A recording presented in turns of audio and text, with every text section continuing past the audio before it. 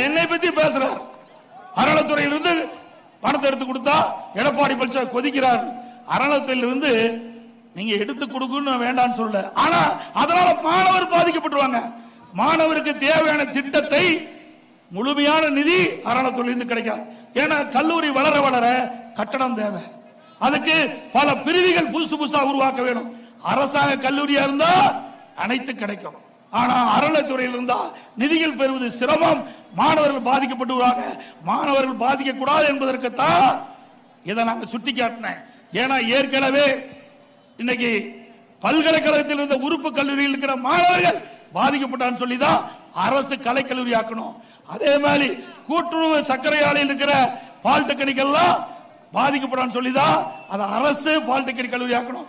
அப்படிப்பட்ட நிலைமை அறநிலைத்துறையில் துவக்கப்படுகின்ற கல்லூரிக்கு வரக்கூடாது என்ற உன்னத நோக்கத்தோடு, உயர்ந்த நோக்கத்தோடு, மாணவனுடைய எதிர்காலம் கருதி அரசு கலைக்கல்லூரி துவங்கள் என்று தான் சொன்னனே ஒழிய வேண்டாம் என்று சொல்லவில்லை.